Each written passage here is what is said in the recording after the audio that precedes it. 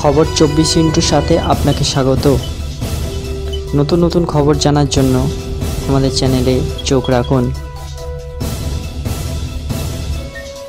মমতা বন্দ্যোপাধ্যায়ের প্রস্তাব নিয়ে ভুল বোঝাবুঝি দূর করতে রাহুল গান্ধীকে ফোন করে কথা বলতে হলো নীতিশ কুমারের সঙ্গে। মঙ্গলবার বিরোধী মঞ্চ ইন্ডিয়ার বৈঠকে তৃণমূল নেত্রী আচমকাই বিরোধী শিবিরের প্রধানমন্ত্রী পদপ্রার্থী হিসেবে কংগ্রেস সভাপতি মল্লিকার্জুন খড়গের নাম প্রস্তাব করেছিলেন।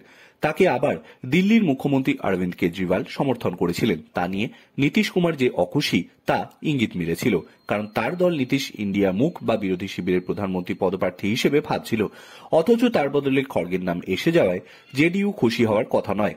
আজ নীতিশের জেডিইউ বিধায়ক গোপাল মণ্ডল কংগ্রেসের সভাপতিকে অবজ্ঞা করেছেন বলে কে এই খড়গে ভর্গে, কে খড়গেকে চেনে না, মানুষ নীতিশকে চেনে, নীতিশই প্রধানমন্ত্রী হবেন।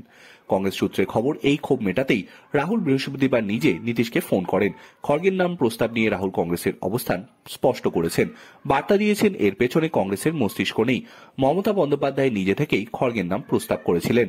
কংগ্রেস কাউকে মুখ করে ভোটে যাওয়ার নাম নয়, ম্যায় নেহি হামের নীতিতে বিশ্বাসী। বিরোধী মঞ্চ জিতলেও প্রধানমন্ত্রীর নাম পরে ঠিক হবে।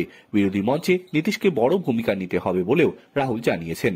বৃহস্পতিবার নীতিশের সঙ্গে কথা বলার পরে রাহুল আজ শরদ পাওয়ারের সঙ্গে বিরোধী ঐক্য আসন সমঝোতা কোন কোন বিষয় নিয়ে ইন্ডিয়া প্রচারে যাবে তা নিয়ে কথা বলেন। যন্তর মন্তরে ইন্ডিয়ার প্রতিবাদের সভার পরে রাহুল শরদের গাড়িতে উঠে বসেন। পাওয়ার কন্যা রাহুলকে জায়গা ছেড়ে গাড়ির সামনে আসনে বসেন। পাওয়ারের বাড়িতে কথাবার্তার পর রাহুল বাড়িতে ফেরেন। সীতারাম ইয়েচুরির সঙ্গে পাওয়ার আগেই কথা বলেছিলেন। আজ যন্তর মন্তরের মঞ্চেও রাহুল ইয়েচুরির দীর্ঘক্ষণ কথা হয়েছে। সূত্রের খবর, আসন সমঝোতা নিয়ে আলোচনার পাশাপাশি খুব শীঘ্রই ইন্ডিয়ার প্রচার কমিটির বৈঠক ডাকা হবে। তারই সলতেতে পাকানের পর্ব চলছে। নীতিশী বিরোধী জোট নিয়ে প্রথম উদ্যোগী হন জেডিইউ শিবিরের। আশা ছিল তাকে বিরোধী মঞ্চের আহ্বায়ক করা হবে। মঙ্গলবার ইন্ডিয়া বৈঠকের আগে পাটনায় নীতিশকে প্রধানমন্ত্রী হিসেবে তুলে ধরার দাবিতে পোস্টার পড়েছিল, কিন্তু বৈঠকে মমতা খড়গের নাম তোলায় নিষেধ স্বচ্ছন্দ বোধ করছিলেন না বলে অনেকের মত। বৈঠকের মধ্যে ডিএমএন নেতারা তার বক্তৃতায় ইংরেজি অনুবাদ চাওয়ায় নীতিশ মেজাজ হারান। বৈঠকের পরে সাংবাদিক সম্মেলনেও নীতিশের দেখা মেলেনি। পরে জেডিইউ সাংসদ সুনীল কুমার পিন্টু বলেন, ইন্ডিয়ার বৈঠকে চা বিস্কুট খাওয়া ছাড়া আর কিছুই হয়নি।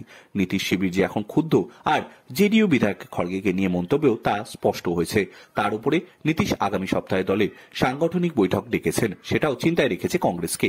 সূত্রের খবর, বিহারে কংগ্রেস, জেডিইউ, আরজেডি এবং বাম দলগুলির মধ্যে আসন সমঝোতা নিয়ে কথা হয়েছে রাহুল এবং নীতিশের মধ্যে।